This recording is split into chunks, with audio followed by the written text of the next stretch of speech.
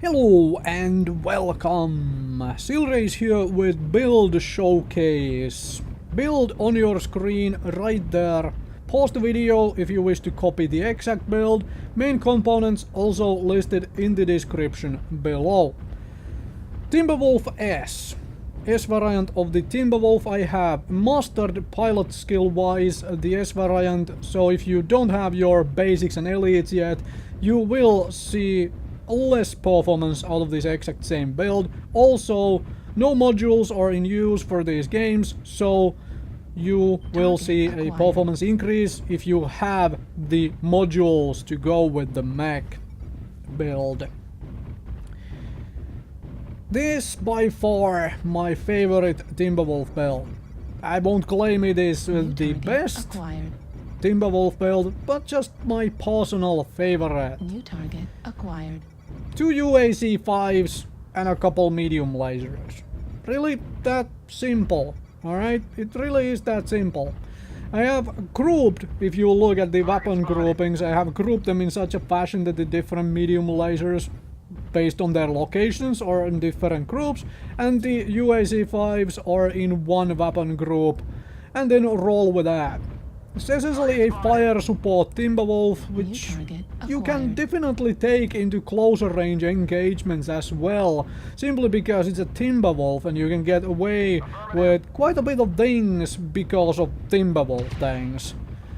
You know, you can kind of snipe with this particular mech because of UAC5s having such a long range. Well, I suppose they're clan UAC5s, but I don't see the point of calling them clan UAC5s. You cannot mount inner sphere UAC5s on a clan mech anyway. So, the UAC5s do quite a bit of damage in essence, because they actually allow you to fire fairly rapidly. And that's where the damage comes in from. Of course, this is now an open hunting season. Everybody is wanting to shoot at me for some odd reason, and I accidentally fire at my own shadow cat there. So anyway, even this guy is like coming in, shooting at me. Alright, whatever. There is more than me shooting at you, so if you come in here and overheat in the middle of nowhere, then you're quite likely rather dead. Right? Alright, more dudes coming in. Open hunting season. Too many things and I am a little bit in the open, so I'm trying to pull back and put some fire into everybody. Try to make them all pull back and stop shooting at everybody else, including me. So, yeah. Unfortunately, the teammate hung around too long there in the open against all of those enemies. So got shredded. I was trying to cover his or her retreat as well. That's what the, you know, walk backwards and keep on firing thing was all about. Unfortunately, it didn't work out. Here is the support fire with another Timberwolf, you know, back up the other Timberwolf, except he keeps walking right into me, so let's avoid that. This guy's, torso is poking out around the corner and over the hill ridge and so forth. Wait for them to come and keep on shooting. On everybody who pokes their face out, can essentially lay fire into them, right? And because it is a UAC, you can keep on doing that, right? There is somebody who really wants me. That's fine. That's fine. Pull back a little bit. Let the teammates take some of that heat as well, some of that fire. Watch out the Kodiak not getting in my way. You know, don't want to shoot the friendly Kodiak into the back. Poke around here, hello, it is a stalker. Don't open myself to the other person who wanted to shoot at me as well. Torso is finally open and there is the dead mech. Next game.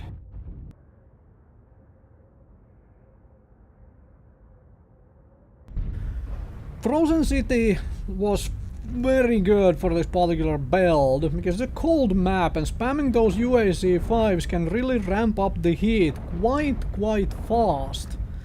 Whereas we are now on the Forest Colony, a map which doesn't get played too much, People just don't want to vote for the forest colony, but occasionally it still pops up, and I'm quite happy of playing on a different map. It's not something you always get. Now, average games in Timberwolf still tends to rack up quite a bit of damage. I don't want to cherry pick the best games for these particular build showcase videos, because I want to show the average games, what you can regularly expect out of the build.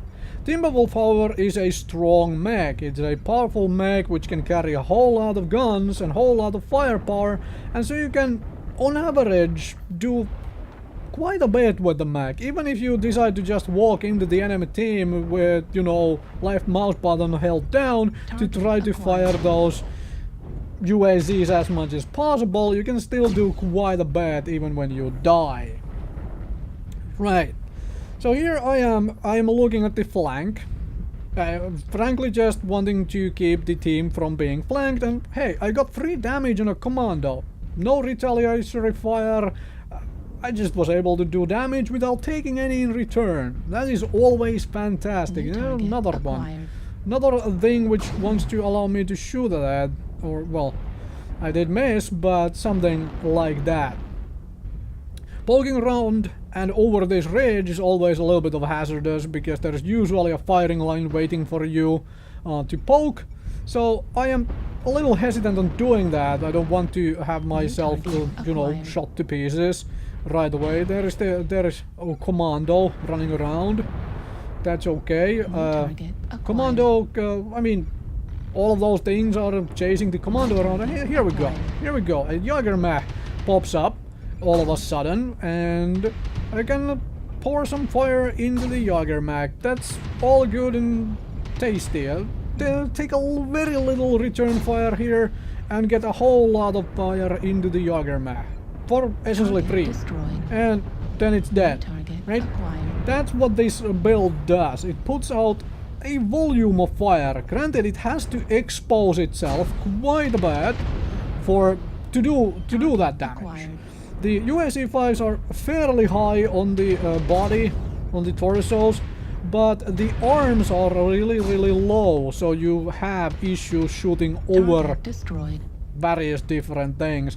And sometimes, even if you have the high ground, while it can be a massive advantage on many situations, sometimes you just don't have the shot because your arms are, well, so low towards the ground. Anyway, there was a Kodiak which I didn't want to fire face first into. There is a Viper in our rear, and I'm willing to take this fight. Hello, Viper. Would you like to have some clan firepower onto your face?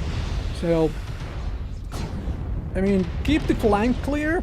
Nobody shoots into you in the side, and everything is suddenly much better. And now, I saw the Ibon Jaguar, so I didn't want to keep on firing at multiple targets. Of course, the Kodiak decides to then come and engage me, and here's where I overhit. Right? Overhit and turn to spread that damage out, and then keep on firing. New target acquired. And suddenly, things look much more peachy. Timberwolf can take a lot of punishment.